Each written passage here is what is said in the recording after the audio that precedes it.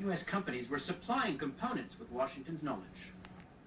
By 1990, President George Bush Sr. tricked Iraq into another war with another oil-rich neighbor, Kuwait. How?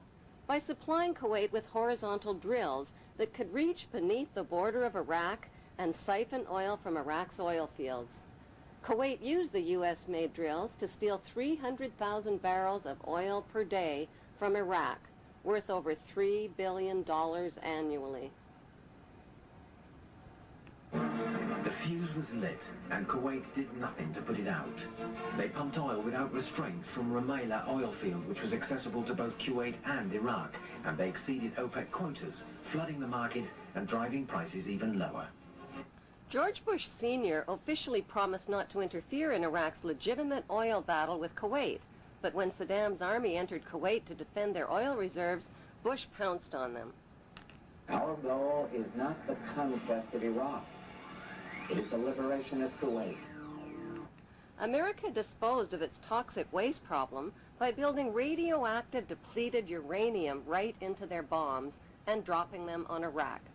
Bush Sr. not only devastated and poisoned Iraq's water systems and infrastructure, he weakened the economies of both Kuwait and Iraq, collected giant profits from rationed Iraqi food for oil programs, and landed massive rebuilding contracts in Kuwait. Bush Sr. followed up the Gulf War with 10 long years of deadly trade sanctions that killed another 1.5 million Iraqi people, including 600,000 children who were cut off from medical supplies. A bookstore in the United States today, you can find 50 books celebrating different aspects of the war and how grand it all was.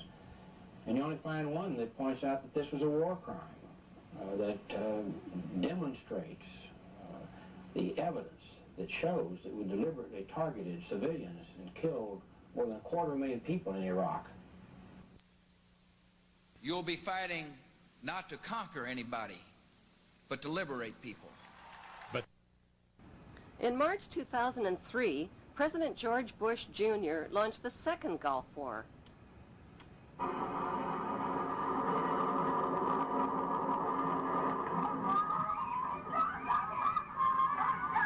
The war on Iraq wasn't about revenge for 9/11, since not one of the 19 accused terrorists were Iraqi citizens. It wasn't about weapons of mass destruction, which inspectors hadn't found. It wasn't even about Saddam Hussein, who had been financed into power by the U.S. in the first place and who got his chemical and biological weapons from American companies. No, the U.S. wars against Iraq and against Afghanistan were about mass murder and piracy. They were about big weapons sales, big oil, big pipelines, big drugs, and big rebuilding contracts. They were about colonizing the Middle East and moving 2 giant steps closer to world domination.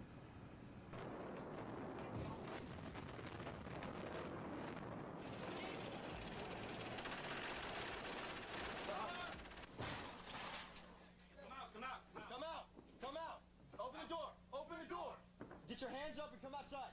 Come outside! Everybody in the house needs to come outside. Out here in the yard, Keep going. No one there. No one in there.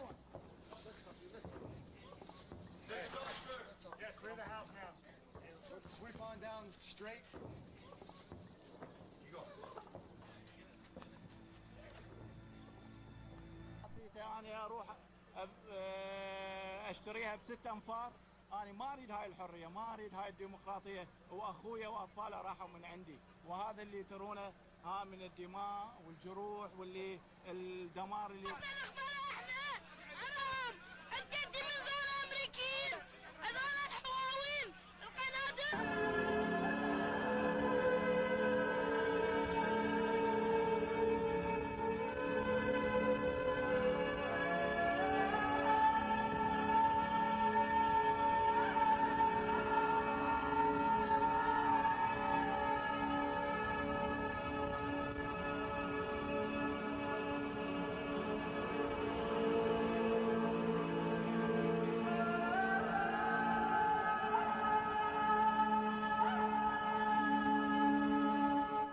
The theft and devastation of this ancient land by the U.S. government closely resembles the theft and devastation of Palestine by the Israeli government.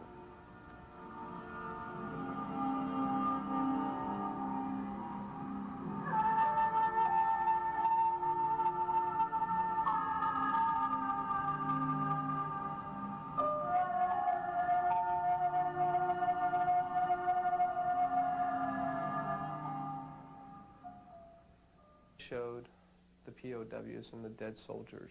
Al Jazeera showed them. It was powerful because America doesn't show those kind of images. Most of the news in America won't show really gory images, and this showed American soldiers in uniform strewn about a floor, a coal tile floor, and it was revolting. It was absolutely revolting. It made me sick at my stomach. And then what hit me was the night before there had been some kind of bombing in Basra, and Al Jazeera had shown images of the people, and they were equally, if not more horrifying, images were. And I remember having seen it in the Al Jazeera office and thought to myself, wow, that's gross. That's bad. And then going away and probably eating dinner or something, and you know, it didn't affect me as much.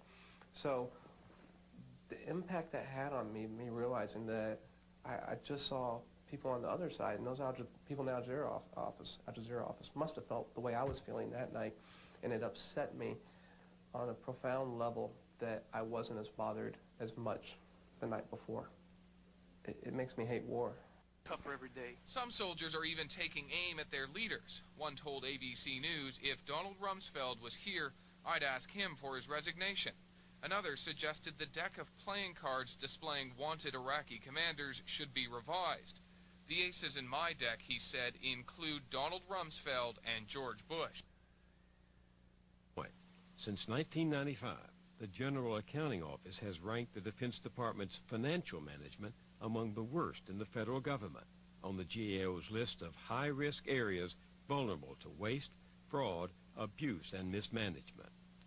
What's more, in fiscal year 2000, the Defense Department's own Inspector General found the Pentagon could not account for more than $1 trillion, trillion with a T. Private First Class Lindy England may never have figured these images would beam into the homes of millions of horrified people.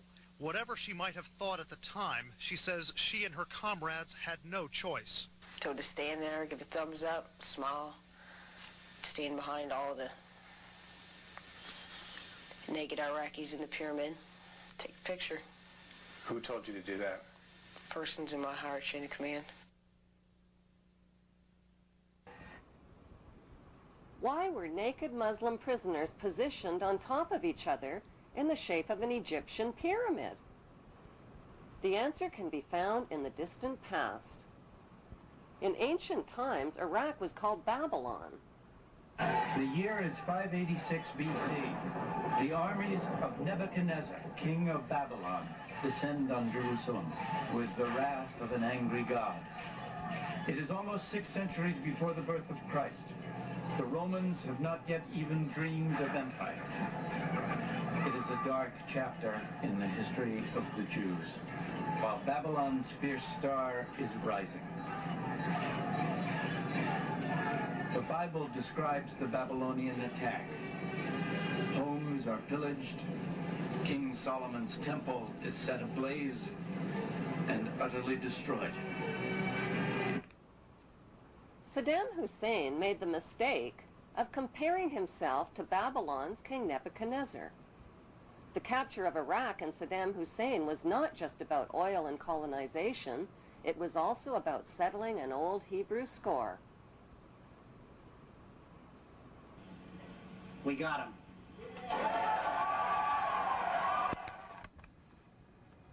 On December 13th, the producers of 911 released a new reality TV show called We Got 'Em.